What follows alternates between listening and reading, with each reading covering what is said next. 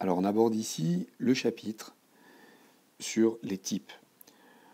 En l'occurrence, ici on a une instance qui est ce portail, qui ici s'appelle Purple Portail. Et ce portail donc peut avoir des propriétés. Une de ces propriétés, c'est isActive. Donc on a l'instance Purple Portal avec sa propriété isActive. Et cette propriété peut être vraie ou fausse. En fait, quand on dit true, c'est-à-dire vrai, le portail s'ouvre et le personnage pourra passer de ci à là. Quand la propriété est false, c'est-à-dire fausse, dans ce cas-là, le portail est fermé et le petit personnage pourra marcher sur cette case et aller au-delà. Alors pour résoudre cet exercice, on va avoir besoin de collecter tous les gems et d'activer l'interrupteur.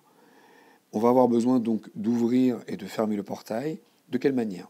Dans un premier temps, il faudrait que le portail soit fermé pour que l'on puisse avancer, collecter tous les gems qui sont ici. Quand on sera bloqué, on fera demi-tour. Et là, il faudrait ouvrir le portail pour que quand l'on revienne, on passe par le portail. On ressort donc ici, dans ce sens-là. On va actionner le switch. Quand le switch sera actionné, on fait demi-tour. Il faudrait donc fermer le portail pour qu'on puisse marcher par-dessus et aller collecter les derniers gems qui restent. Alors comment on va s'y prendre? On va créer, d'abord, ça nous sera bien pratique, deux variables. Une variable qui compte les gems, et que, évidemment, on met à 0 au début, et une variable qui va compter les switches que l'on va actionner. Switch counter égale 0. Avant de commencer à avancer, il serait bien de fermer ce portail pour qu'on puisse avancer et aller collecter les gems. Donc la première chose à faire déjà, c'est d'aller chercher le Purple Portal, point isActive, donc c'est sa propriété, égale false. Donc là, false, le portail est fermé. Ensuite, on va faire se déplacer le personnage sur cette map aussi longtemps que l'on n'aura pas collecté les 7 gems, puisque ici, vous voyez que dans l'ordre, on va commencer par collecter 4 gems, puis on ira actionner un interrupteur, et ensuite, on finira de collecter 3 gems, donc ça fera 7. Donc on va dire while gem counter est plus petit que 7. Alors le plus petit, je vais aller le chercher ici, voilà. Il faut mettre un espace d'abord. Plus petit, un espace après, plus petit que 7. Vous voyez, le point rouge de l'erreur s'efface. Donc while gem counter est plus petit que 7, qu'est-ce qu'on fait? Move forward. On avance d'un pas. Et c'est là qu'on va tester si on est bloqué ou non. Avant ça, on va collecter un gem ou actionner un interrupteur avant de tester les demi-tours. Donc, if is on gem, we collect gem, et puis on incrémente le compteur, c'est-à-dire gem counter. Alors on va aller chercher ici, plus, égale 1. Vous remarquerez que je mets un espace entre le nom de la mémoire, le plus égal, et le 1. Donc, if is on gem, collect gem, else if is on close switch, on actionne l'interrupteur, toggle switch, et puis là aussi on incrémente le compteur, c'est-à-dire switch counter plus égale 1. Voilà, donc, dans un premier temps, on vient de faire un test if, avec son else if, pour collecter ou actionner l'interrupteur et incrémenter le compteur. C'est maintenant qu'on va pouvoir faire un test sur le demi-tour, c'est-à-dire après ce if, si on est bloqué, if is blocked, on fait demi-tour, c'est-à-dire turn left.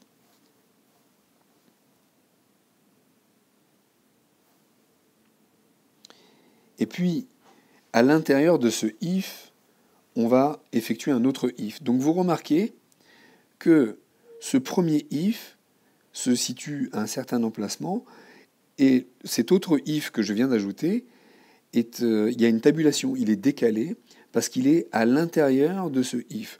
Pourquoi? Parce que je ne veux tester, pour savoir si je dois ouvrir ou fermer une porte, que si je me trouve en situation de demi-tour. Et cette situation de demi-tour, c'est si c'est bloqué. Si c'est bloqué, donc je fais turn left. Et puis là, on va décider, soit je me trouve ici, soit je me trouve ici. Si je me trouve ici, j'aimerais que cette porte soit ouverte pour que je puisse y passer. Et quand je ressors ici, donc je vais me retrouver en bout de rangée ici. Donc si je me trouve sur cette case bloquée, je fais demi-tour, mais là je voudrais que cette porte soit fermée.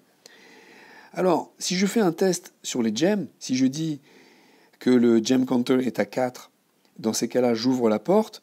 Quand je vais me trouver ici, le test sera toujours valide, c'est-à-dire le nombre de gems sera toujours à 4, donc il va ouvrir la porte. Alors, ce n'est pas sur les gems que je vais tester, c'est sur le switch. Donc, on va faire comme ça. If is on close switch, if switch counter.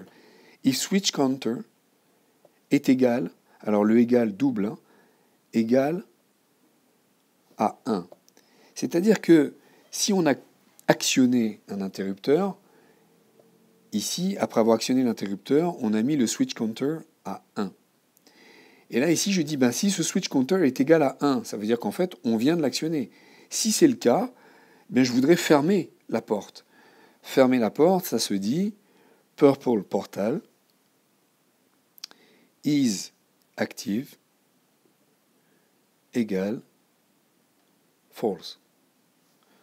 Donc, si on a actionné un interrupteur, ce qui est le cas quand on se trouve en bout de rangée ici, si on a actionné l'interrupteur, à ce moment-là, on ferme la porte, ce qui nous permettra de passer. Bien, il n'y a que 2 cas de figure où on se retrouve bloqué, à part à la fin, mais à la fin, on aura collecté le nombre de gems qui convient, et donc le while pourra s'arrêter. Donc finalement, il n'y a que 2 bouts de piste qui nous intéressent. Ici, quand on est au bout de la rangée, et quand on arrive ici, et qu'on est au bout de la rangée. Ce cas de figure, il vient d'être testé ici. If switch counter égale à 1, on met le portail fermé, false. Donc l'autre cas de figure, c'est celui-là.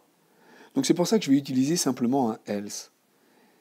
Else, et bien dans ces cas-là, on ouvre le portail, purple, portal, point, isActive, égale true. Donc je résume. Ici, quand je suis bloqué, 2 cas de figure. Soit je suis bloqué ici, soit je suis bloqué là. Quand je suis bloqué ici, je fais demi-tour et je veux ouvrir le portail. Quand je suis bloqué ici, je veux faire demi-tour et je veux fermer le portail. Le premier test concerne effectivement la situation où on se trouve sur l'interrupteur fermé. Si on est sur l'interrupteur fermé, précédemment l'interrupteur a été actionné, donc le compteur se trouve à 1. Et donc on est en mesure à ce moment-là de fermer le portail pour pouvoir passer par-dessus et aller chercher les gems. Si on n'est pas dans cette situation, else, ça veut dire qu'on est dans cette situation. Et si on est dans cette situation, à ce moment-là, on ouvre le portail. Figurez-vous qu'on a fini. On va pouvoir actionner ce programme rapidement.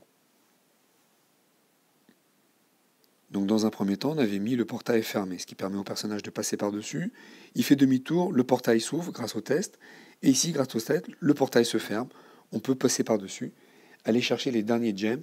Et comme on a collecté les 7 gems, le while s'arrête. Et voilà, on a réalisé notre premier exercice dans le chapitre des types.